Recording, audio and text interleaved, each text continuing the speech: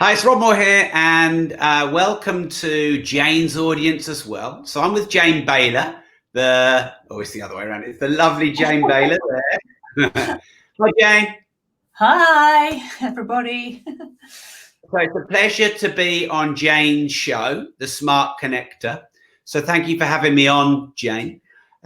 We've got a bit of a different title today. I think a lot of people who follow me won't have seen us put anything about human connection and the future of influencers on the title. So I know you've got some different things you'd like us to talk about. Also, we are open to doing a Q&A as well while we're live. So if you put your questions or comments in the threads that you're watching via StreamYard, we can bring them up on the screen. So, for example, Alan's just said, evening, Alan. So, Jane, it's your show. I'm all yours. Thanks for having me on. Rob, it's really great to have you here. I've waited for this opportunity for some time now. And in fact, this is the second time we've tried to do this. So I'm thrilled to bits, really stoked. Thank you very much. We've known each other for quite a few years, haven't we? Yes. And I'm on Rob's marketing mastermind, which has been amazing. I've been on that for the last year. So this podcast is a product of that, as well as some of the other things that I've done, like my book and all of my social media stuff. So this is also an opportunity for me to say thank you as well to you, Rob, because you've made such a difference to me. So thank you. Oh, my pleasure. And good evening, John. John is there. Hey, Jane and Rob. There's lots of people saying hello. So thank you for joining us. Right. So we've got some interesting subjects tonight. I am the Smart Connector. That is the name of my podcast and my book and my brand. So we are going to look at the topic of connection, as Rob said, and how to connect in a screen-mediated world. And of course, Rob is really good at that. But the first thing I wanted to ask Rob about was really his views on the future of influencers. And we were talking beforehand about this character, CGI character called Lil Miguela, who has 2 million followers on Instagram. 2 million followers, and she's not even real.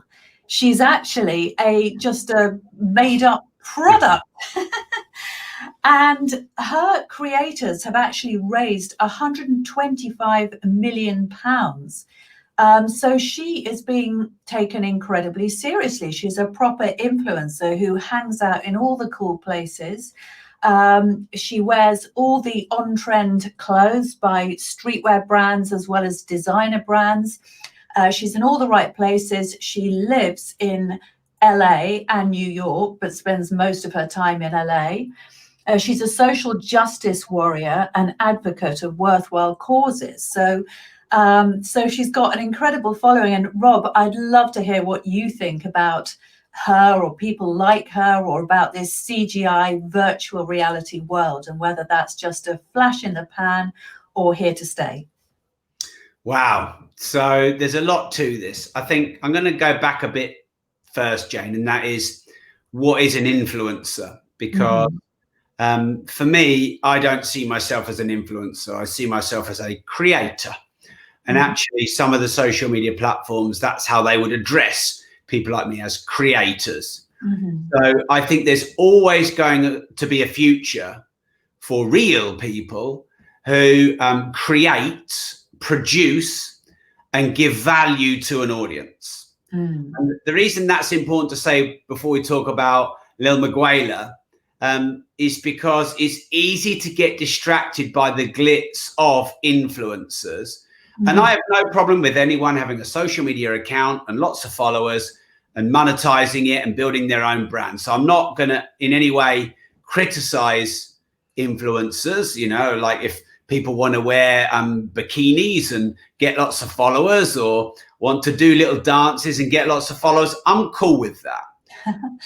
But I think those kind of things are probably quite transient, where you're influencing in a trend or a fad, or just something that looks good but doesn't have the depth of value and creation behind it. So anyone coming into the space of wanting to build a personal brand, and even allured by being an influencer, I would say, as long as you always give good value, you produce and you create, there's always going to be a space for you, whether it's a small niche or a wider niche. Because in terms of now moving on, Jane, to the main crux of your question, is the future of influencers and basically algorithm driven and CGI driven influencers. There's going to be a lot of things that come and go.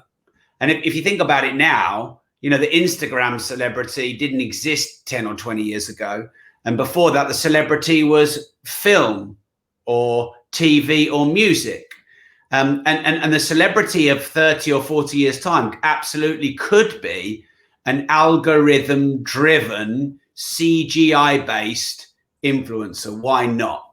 Now, the reason I think, because you asked, you know, is this the future and is this here to stay or is this a fad?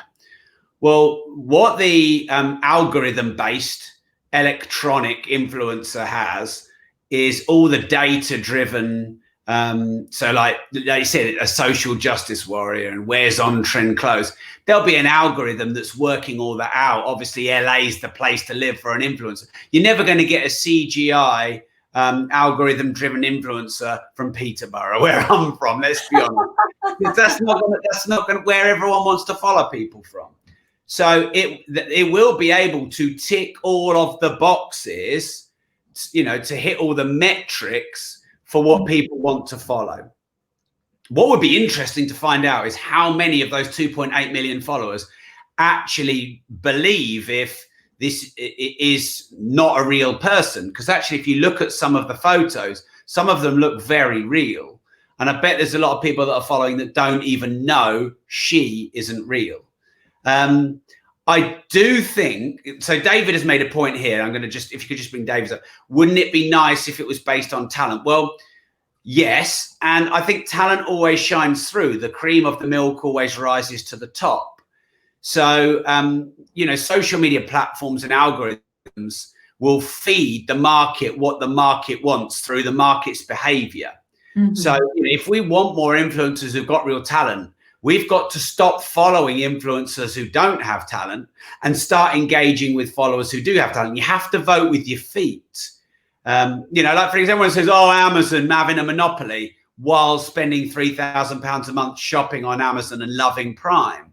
If you believe that to be wrong, you have to stop shopping on Amazon. You have to go to your local butcher and your local co-op and everything else. So, yeah, so I think there is a future for, I mean, there's public speeches that have happened through holograms where a hologram has been played on stage. I don't know if anyone remembers Star Wars when R2-D2 played a hologram message of Princess Leia.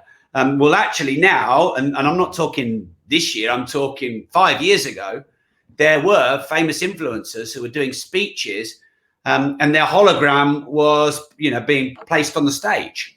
So they could be stood in a studio or in their bedroom or living room, and actually they could get hologrammed out to 5,000 people. So, yeah, I think there's a future for these technologies. And let's be honest, algorithms are really smart at feeding us what we engage in and what we want. And then at some point, people are probably going to revolt against it, because I think what you'll end up losing is human connection. Yes, Ben. Ben has said, Rob, you're our only hope. Our only hope. Yeah. So I predict, I don't like making predictions, but I'll do it for you, Jane. I predict there'll be more of this algorithm-based, CGI-based influencers, because, you know, these accounts can get millions of followers and monetize it. And it's a great asset that's being built by a company behind it. And like you said, they can raise lots of money. It's essentially a company. But in the end, people will crave human connection and interaction. So that what you find now at the moment on social media is people love people who are raw and real and honest and vulnerable and divisive and opinionated and emotional, because these are human virtues. And these things, you know, a CGI or an algorithm-based influence is probably not going to be able to do that. So my prediction is, yes, we're going to get more of them. Then people are going to want to get back to human interaction. So the way that you win, if you're watching and you want to leverage social media, be a good creator, create a community, care about your audience, engage with them, and there'll always be a space for you. Amazing. So, Rob, just to go back to that issue of the difference between being a creator and an influencer, and that a creator is somebody that manages to connect with their audience, because this is a topic that I'm really passionate about. I'd love to hear a bit more about that. What is it that you think really connects with an audience? We're here, you know, on a screen, and nobody's seeing us for real. So how do people actually manage to cut through the noise and really make an impact on people, given that we have this constraint? So I'm going to give you a really nice, short, simple answer just to prove I can do that. And then I'll go into some detail. So the simple answer is there are 3 E's: education, entertainment, and emotion. So if you can hit one or more of those 3, there's always going to be room in the world for education. We all need more education. And that's mostly where I've come from, building my audience over the years and doing my work. But I also realized people liked it when I was maybe a little bit more, had banter or engaged in humor. I'm not really one for doing silly dances and, you know, trying to do full on entertainment. Though I'm trying to be more open to that. And there's the Americans have coined the phrase edutainment, which is a hybrid of entertainment and education. And I like that. I think if you can teach someone something and entertain them, or someone can be educated and entertained, I think you're winning. I think you're both winning, as the creator and the recipient, the consumer. And then emotion, you know, when you transfer emotion to someone, then you've got connection with them. And that emotion could be, it could even be riling them up to make a change. It could be excitement. It could be hope. You know, it could be a real sense of togetherness and support. You know, this is why divisive people are very, very popular on social media, because they create a strong emotion. Even if it's, I'm angry with you and I really dislike you, that's a strong emotion, and people talk about that. So that has a viral nature to it. So the short answer is education, entertainment, and emotion, the 3 E's, nice and easy to remember. They are ways to be a really good creator. So sorry, Jane, just to go to a little bit more depth, engaging with your audience. So, you know, there's an influencer will have 10 million following, but maybe someone else is writing their post for them, or they're just writing their post with the help of a PR company and then posting it on social media, and they're not engaging in any of the comments. And I would say that's the difference between an influencer and a creator. Now, again, I'm not judging, because I go in, I probably spend an hour a day replying to all of my followers, fans, subscribers, community members, engaging with them. But if I had 10 million followers, I couldn't do that. That would just be way too much. One of the reasons I'm doing it a lot now is, you know, when my following is a lot bigger, I realize I'm not going to be able to be as personal. So I think connection is really important through engagement, through replying to comments, caring about your community. So I'm not going to mention any names, but I just like to check in with my community quite regularly. And if I see them, I might just message them or see how they are, or if they message me, I'll reply. Or if I see something a bit out of the ordinary, I'll just check in. So one guy, and again, like I said, I won't say his name because I haven't got permission, but he's a follower of mine. I don't know how much of a client he is, but he's a follower of mine. And he, I just sensed that he messaged something in public, basically saying he'd been having a few troubles. And I messaged him, and he told me that his son and his dad had both died in the lockdown, which is obviously absolutely horrific. And so I was, you know, I was having some messages with him. When Caroline Flack, you know, she committed suicide, well, I was engaging and having messages with her on WhatsApp of support. One chap today told me he's got a terminal illness, and he's got to quickly pass the business on to his son and his partner, because he hasn't got much time. So I just offered him his son and partner a free place on my mastermind, and I said I'll just help them through this time, and I don't want any money for that. And I think that's the sort of thing caring about your audience and taking opportunities to, be more connected with them and do nice things for them. I do 15-minute one-to-one calls, whether it's for star donations or even if people are struggling, I'll do them for free. On World Mental Health Day, I did 5 hours straight of one-to-one calls and a Zoom just to help people. So I think that element makes you a creator over an influencer. Yes. And then I think, the words raw, real, honest and vulnerable, raw, real, honest and vulnerable, they come up a lot.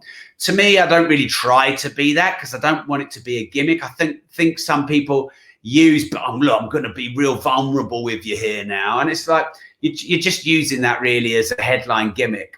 I just try and give all of me. So when you see me high, winning and things are going well, you'll get that online. When you see me struggling and having therapy and loads of shit going on, you'll get that online. You'll get the wins and the losses. You'll get it all. And for me, that's an honest commentator. So honest commentary and being real and giving that variety and not trying to put a front on or a performance or an act because you think that's what, the world wants to see. So these would be the things I would say make someone connect with you on a human level between the screen. Yeah, and I think what's really fascinating and something that I'd love to pick up on is this issue of building relationships, because I've definitely been very conscious of that with you over the years, Rob. Even though I dipped in and out of your education platform and courses and so on, because I haven't always needed them. But then I rejoined last year. But I've always found you very accessible. Anytime I've messaged you, you've messaged me back. And I think that really does make a big difference because you're building relationships all the time. And that relationship building, it doesn't always go on publicly, does it? No. But it strengthens the feeling towards you. So it is a combination, isn't it? Yeah, I mean, they say how you do anything is how you do everything. And yeah, there's loads of things I do that I don't talk about publicly or in interviews and things like that. But yeah, I do probably handle 50, 60 plus WhatsApp messages a day that I respond to. I mean, there's hundreds of messages I get a day across all my platforms and inboxes. And whilst I can't care for every single one, I try and care for as many as I can. I raised $3,000 for a lady who's starting an app through my foundation because she had an amazing story. I raised $3,000 for another lady who had an app because she had an amazing story. So I think, at the end of the day, we can put a screen in front of ourselves or a social media platform, but we're human beings. And what do we want from other human beings? We want to be cared for. We want to be noticed. We want to be helped and supported and guided. We like acts of kindness. We like being noticed. We like being respected. We like all these things. So I think if you can offer all these things as an influencer, actually, I think you're, like I said, more than an influencer. Not that a creator is better than an influencer, but if I had 10 million followers, I wouldn't have to work as hard. I think I've got just over 1 million across all my channels. Some people have 10 million per channel.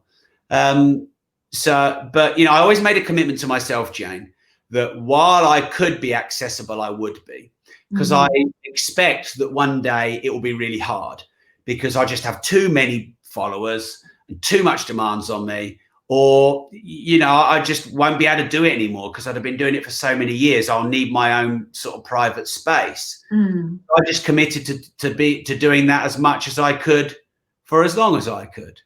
And I think it pays off commercially as well. I mean, I know obviously you do like to connect with people and actually feel that engagement, but it has a very powerful ripple commercially as well, I think, because it does build loyalty. And I think that's really noticeable to me that you have a very loyal following.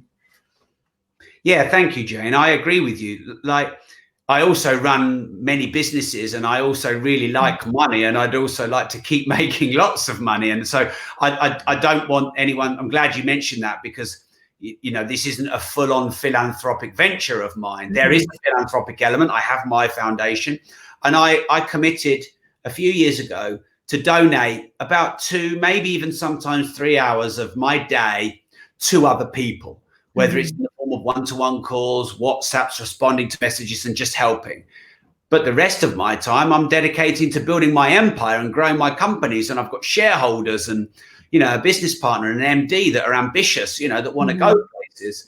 And if I spend 8 hours helping people with no commercial interest, I'd be a charity. If I spend 8 hours a day just focusing on my own selfish needs of my company, I'd be a bit of a greedy capitalist. And I'd like to be somewhere in the middle. Yes. Because I think that's fair exchange. So and also this is important, Jane. I want to be in business for the rest of my life. I want to be in the business models I'm in for the rest of my life. I want to be business partner to my business partner for the rest of my life. I want to be in property for the rest of my life. So it makes it easy, because if I went into something for 6 or 12 months, you wouldn't see any point in helping people for the long term, because there is no long term. Yeah. We met years ago, Jane, and like you said, you joined Brand and Marketing Mastermind last year. Well, I've had 2 clients today join a program of mine that were with me 12 years ago, on the very first program we ever did. Wow.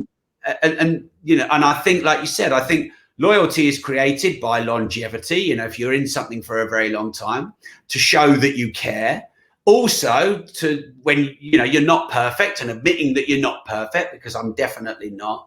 So I think there's a very good, if you can build really good communities, or a solid community of loyalty and trust and togetherness, when you launch products and services, that goodwill is going to turn into pounds and pence.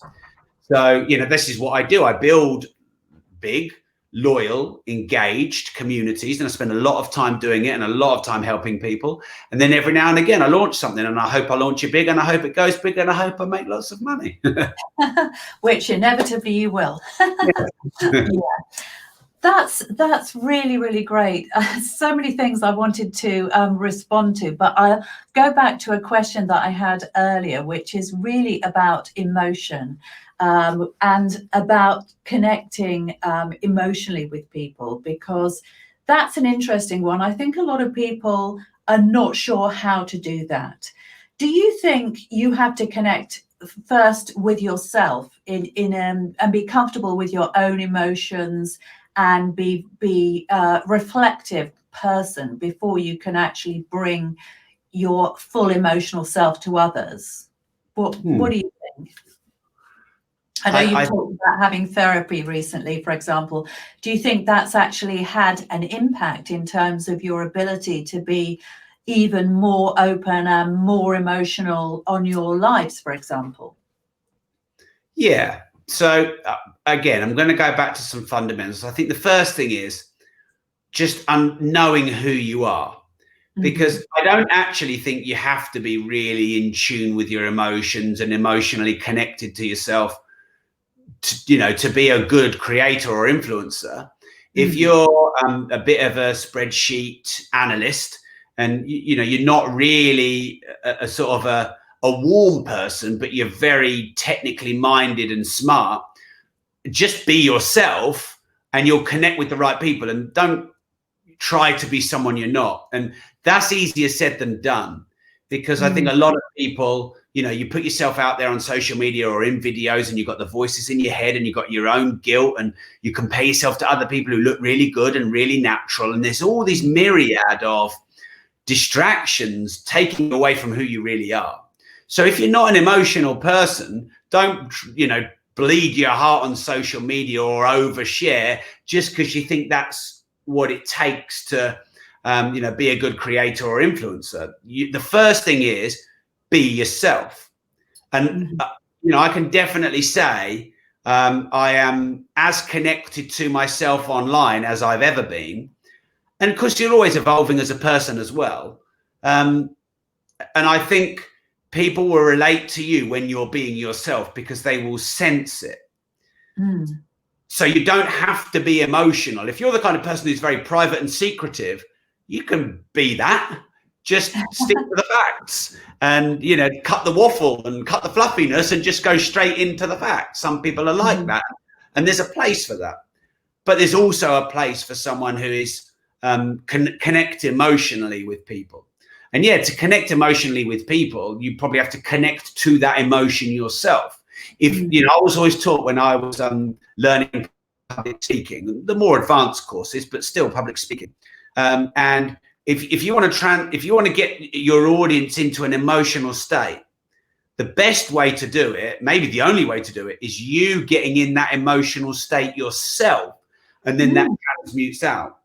Like brilliant actors or actresses, and they can show an emotion through a little movement in their face, and the camera pans to their face, and they say no words, but you just can really feel the emotions. There was a brilliant series recently called Normal People, about a young couple who was sort of in love, but sort of they were a bit tortured, and their acting was so brilliant. You could tell all their emotions just from looking when the camera just looked at their face. Really? So, yeah. And then I think really good acting, it does that. So when you can connect with yourself emotionally and understand your emotions and be able to get in the feeling of the emotion you want to portray, you are going to be better at moving your audience emotionally, if that is your goal. Also, for me, I'm an ongoing experiment. Every piece of content for me is a test, and I'll test what I wear, and I'll test what I want to focus on. Sometimes I test like trying to answer every question as long as possible and take 25-30 minutes to answer a question, to go deeper than anyone's got. And then sometimes I just test myself to answer them shorter, because I naturally go deep. So I'm always trying to test myself to discover what works and what fits with me. Also, on every interview I do, you will not see me say the same thing on any interview. You'll see bits, of course, that are repeat, because my quotes and if I get asked the same question. But one of the I get paid quite a lot and hired as a keynote speaker. And my good friend Gerald Ratner, he's been doing the same speech for 15 years, exactly the same speech, and it's brilliant and it's hilarious. But my USP is, you hire me, you will get a completely different speech. You know what I spoke about. The last event won't be this event, and if it's the same subject, it'll be completely different. So I like that organic evolutionary element to putting yourself out there on social media and building a brand, because if you just learn, at the end of the day, there's certain fundamentals of business and marketing that once you've gone round them over a 30 or a 60 or a 90-day period, you have to start and go around them again. And it'd be very boring. People aren't going to follow me for 10 years if they're not seeing a journey. And I think having followed you for a long time now, and I know I've mentioned this before, I've seen you evolve over that time.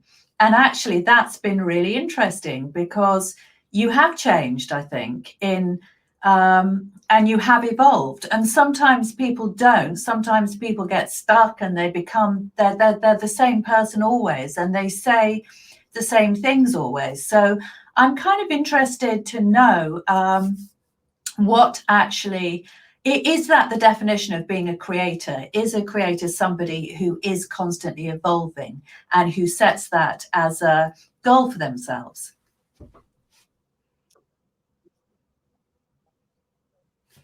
Again, I think it depends. It's finding your own space.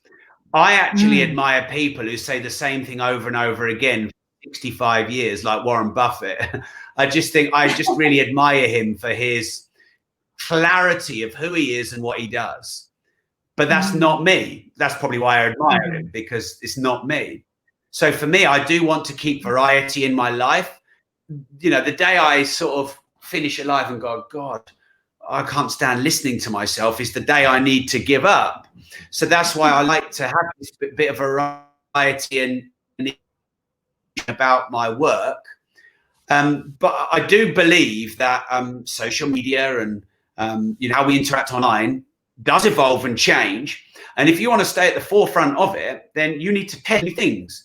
So, I'm testing doing videos on TikTok and Instagram Reels. They feel uncomfortable to me right now. I've only just got comfortable on doing long interviews and Facebook Lives after years. And now they're asking us to do 10-second videos, which I find really hard. And, so, but I'm going to test those, because in 3 years, maybe no one wants a video longer than a minute. Who knows? So I don't want to get left behind. So I think it's a mix of, number one, doing what works for you. So for me, podcasting, Facebook Lives, they work for me, and they've been working for me for, podcast 5 years, Facebook Live longer. Two, what you're comfortable with, i.e. what you feel you own in your own skin. And then three, trying new things from time to time so that you can make sure you don't left behind and you evolve, get left behind and you evolve into something new. So the thing is, if you don't evolve, you will be like species that don't evolve, they become extinct. And that's just the nature of nature. So, but evolution doesn't have to be fast. Facebook Lives are still a big thing, and I've been doing them 8 or 9 years. So forced evolution isn't necessary. If you know what you're good at, you know your strengths and weaknesses, and you don't try and be anything you're not, and you stay really consistent, there's big strength in that as well. But look, I like variety as an individual. It's high up on my values. You're naturally going to see me test new things and do new things and start new programs. So, Facebook have rewarded me in the last 2 years with a lot of new premium features very early. So quarter stars, paid live events, etc. And I jump on them all because it's just exciting to be able to launch new things and try new things and, get into something quicker than everyone else and figure out how it works quicker than anyone else and have a better product or service than anyone else. Like, I say this with humility because there's plenty of things I've tried that haven't worked. But the supporter program, for example, I think I've got one of the world's biggest supporter programs. And I challenged on a live. I said, if anyone can find anyone in the world who offers more in their supporter program than me, I'll pay them £1,000 because you just won't see anyone. I challenge that out on this live. If you can find someone who's got a supporter program, you won't find many of them because there's hardly any of us.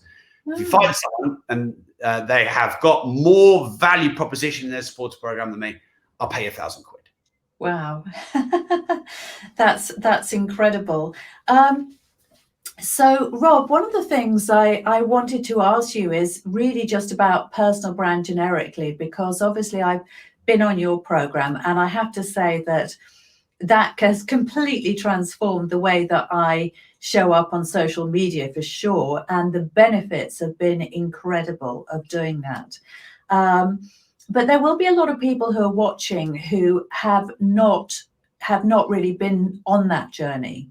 So what would you say is the main reason why people should embrace a personal brand, and what does personal brand actually mean to you? Okay, well, let's start with the second one. So a personal brand is where you build an identity and a reach around who you are, not who your company is. And why would you want to do that? There's lots of reasons. There's also reasons why you wouldn't want to do that. Like if you don't like the limelight, or if you're worried about your security, or if you really don't want any sort of criticism, then maybe a personal brand isn't for you, and maybe hiding behind the safety net of a corporate identity is safer for you. I would also say, if you've got a bigger mission and you know that you want to play bigger, and actually all these worries about what people think about you are really just your fears, and you want to smash through them, then you should listen to me. So number one benefit of having a personal brand is the connection you can get with people, because people who follow you, Jane, we're live streaming out to a couple of your platforms here. They're going to connect with Jane Bayler way more than they are with Coca-Cola or 3M or cello tape. Exactly. You hope so. Because people connect with people. People connect with people far more than they connect with corporate brands and identities. So you get this deeper level of connection, which builds trust, which builds loyalty, which builds, hopefully good lifetime client value for your products and services. That's one of the big reasons. The second big reason is social media and the internet. If you could do, like in past prehistoric man, where they've got the little, let me see if I can do it on the screen. I have to do it the wrong way around. But, they do the evolution of man, and it sort of goes up, and it sort of it gets taller and taller and less like a low life gorilla. Exactly. It becomes from primate to human being, and you go through that journey.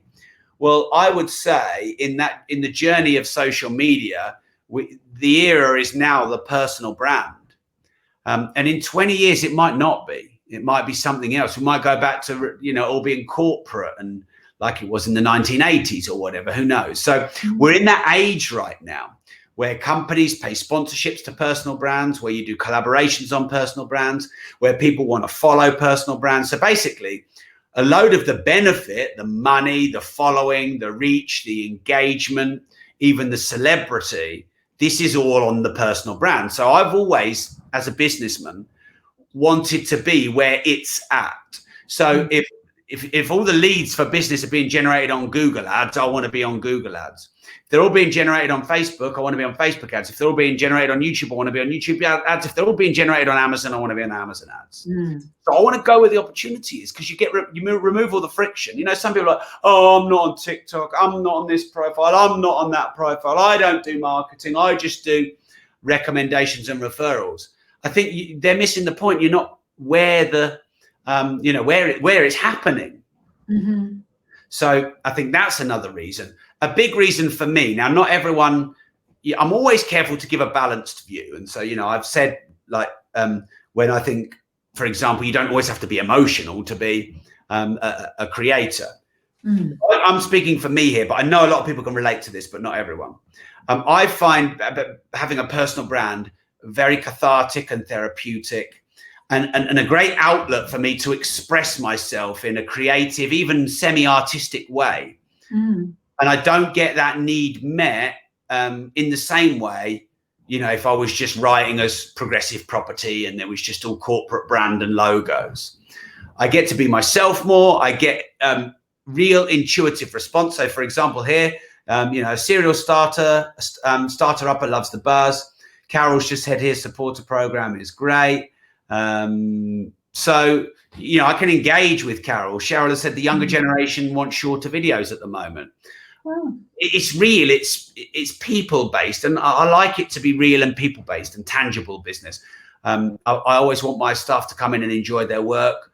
I had about 4 hours worth of meetings with people today, talking to people, and so the personal brand is very much a people-based thing. The next thing is, if you have Progressive Property and one day you want to get into endorsing swimming trunks and you want to be a swimming trunk model, you can't send that to the Progressive Property database, because they're going to go, Rob's lost the plot, unsubscribe, I'm only interested in property, put Rob in a mental institution. Whereas if I have a personal brand and you follow me because you're interested in me, I can promote my T-shirts, I could have a clothing brand, I could have I could endorse a fitness or health product. I could endorse ED oil. I could endorse books. I could endorse StreamYard, whoever I want. You can follow your interest. As long as it's valuable to my following. So you get that variety and that change and that evolution and that freedom as a personal brand that you don't as a company brand. So I've heard a few people, because I have a business in property as well. Sometimes I notice amongst the development community, people are quite skeptical and quite critical around personal brand. And they say, well, personal brand is just putting gloss and spin on something. And I always like to say, look, it's not just about putting a shiny wrapping on something, that there is also brand in the way that people behave. It's a behavioral thing, and it's a process thing. And if you have a business, then it's a customer service thing, and it permeates all the way through. So it's not just about the wrapping. And I just wonder what you would say to that as well, Rob. Yeah, well, I think people who comment and have a judgment on personal brand or influencers or social media, they are filtering through their own experience, which goes way back to when they were a child and things that have happened to them in their life that we have no idea of. So, because for just using me as an example, there's no gloss on any of my content. I just go live and deliver my content.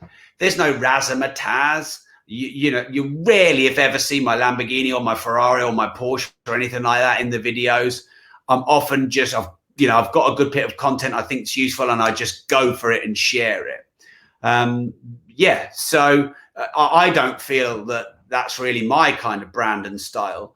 But, something that's got a bit of razzmatazz and excitement about it, that can often be quite interesting. I think, look, in reality, everyone's selling something. Mm-hmm. And, I'm selling the dream of being an entrepreneur and having your own freedom. And of course, I've got a load of products and services which will hopefully, in your experiences, for everyone watching who's a customer of mine, get you closer towards being that entrepreneur that you want. Am I putting my own spin on things? Yes. Could some people deem that as gloss or salesmanship? Well, if they didn't want to be an entrepreneur and they didn't like me, then of course they would. But they're stealing the dreams that I'm selling. So they're not there. They're just doing something different because they have a different belief. I believe anyone can be successful. Some people believe most people won't be successful. We're actually both right. Anyone can be successful, but most people often aren't too. We're both right. We just have a different way of saying it. So some people are like, oh, don't try, don't take risks, don't listen to, Rob or whatever. And then I'm like, well, you've got to believe and you've got to learn. You've got to give yourself a bit of credit and you've got to believe you could be in the 1% club or the 5% club. Mm-hmm. So in a way, we're not saying stuff that's that much different. We've just got a different spin on it. I for me, therefore, for everyone else watching, the key is as much being yourself and being comfortable with who that is. Like, I couldn't be as racy as, say, Grant Cardone. He's a friend of mine, by the way. That's not a criticism. I couldn't be have as much front as him. And I admire him for a lot of that front, and a lot of people don't. And that'll bring his own benefits and challenges, but that's just not me. I'm 3x, not 10x. I couldn't be as blunt and as sometimes rude as, say, Gary Vaynerchuk, because he can be, and by the way, he's got, and I'm certainly not criticizing him.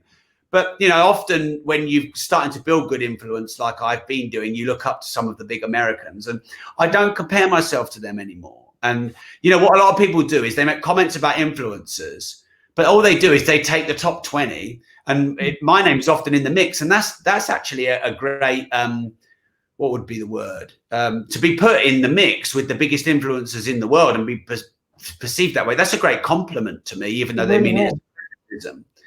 But what people will do is go, oh yeah, anyone who's got a personal brand, they are X, salesman, spin, bullshit. I could say anyone who's a dream stealer is, negative and critical, and, probably there's a lot of things about themselves they don't like. But I wouldn't say that because that's a generic comment. So I think if you're following influencers and you're investing in education with them, and you want to get involved in their communities and learn from them, you've got to think, can I relate to them? Do I think they're, being truthful? I know they're all selling or spinning something, because we all are. So what is it? What's their motives? When you know their motives, cool. So my motives, ultimately, if you want to look from a selfish point of view, is I have a training business that sells courses. So right now we've cleared that one out of the way. We can look, but Rob's got a foundation. But Rob's written loads of books. But he's done loads of podcasts. But he's got loads of communities. I mean, I'm trying really hard to give. But ultimately, I want you to come and buy my courses. Why wouldn't I? And a neg who's criticizing everyone in property wants you to go and use their mortgage brokering services or their insurance services or advertise on their forum or whatever. So, you know what? I would say now every day there's someone talking some kind of shite about me. And I rarely look at it, and I really don't care. What is it they say? Those that matter don't mind, and those that mind don't matter. Right. And so, I care about the people that care about me and the people that I care about. And, I'm not doing my content for the trolls and the haters and the negs and the critics. I'm not doing it for them. I'd like to help them, but they've got to want to help themselves. So, I realized, they're in their world and I'm in mine. And the reason I'm dragging this question out a bit and going into some detail, Jane, is because this does lead to that very important question of being able to take criticism and how it affects you, and not playing small because of it. And because why do a lot of people not build their personal brand? Why do a lot of people not build their business? Why do a lot of people not put themselves out there? Why do a lot of people criticize a lot of other people? Because they're scared. They're scared of getting criticized themselves. And that is one of the biggest cancers to the growth of business and the personal brand, is the fear of judgment of others. It's debilitating. And I think the interesting thing about this, and we've talked about it so much on the Marketing Mastermind, and so I actually feel immune to a lot of this now because of all the things that you've said. But it is real, I think, and I think people do judge you. It's inevitable. When you're out there, not everybody is going to like what you do. And some people may actively hate you, but it doesn't matter, does it? No, and that's easy to say, isn't it, to us on a live stream, until someone's actually hating on you. And how does that feel? And because I've experienced a plethora, okay, I've not been driven to suicide yet, thankfully. But you know what? I've been pushed pretty freaking close. And whether it's defamation, trolling, stalking, hate, unfair, immoral and illegal activities all against me. By the way, I've had 100 times praise, loyalty and support. So I don't want to put this out of context, but it's just because I've got a decent reach and following. I've been doing it a long time. And when you're like me, I'm quite outspoken, and my business partner, for example, Mark Homer, he wouldn't attract quite as much because he doesn't have the same personality as me. So he wouldn't be one to as easily criticize. Probably also wouldn't be one quite as easily to really follow loyally as well. So I tend to attract more of it. Also, my scale. But if you know who you are, it doesn't. You don't mind, or it doesn't matter what other people think about you. When you don't know who you are, like when you're really starting out, or you've got doubts, or you've got imposter syndrome, or you feel like you're being a bit of a fraud or whatever, or you've got guilt or shame or unresolved issues, whatever, then you're going to have this thinner, more vulnerable skin. So the best help or guidance I could give people on caring less and being immune is to own who you are. Because if I could line 100 people up behind me, and they could all start criticizing my content online, and I'd beat them all, because I know what I've done. I know how many lives I've done, like 2 a day for 10 years. I know how much content I've given for free. So, I know how many people I've helped. I know, how much support I've given. I also know how much money I've made. It's undeniable. So know who you are, and that is the thickest skin that you can have. But one more thing, and this is really important, understanding the laws of nature. Now, this is really hard, isn't it? Because nature is just infinite and so much more intelligent than me. I'm just a mere runt of a mortal who's, a bit rough and ready. But nature is infinite and it is wise. And one of the laws of nature, I believe, is that you need criticism and support equally. You need challenge and support equally to grow. Too much support, and what happens? You become juvenile, dependent, complacent, arrogant, careless.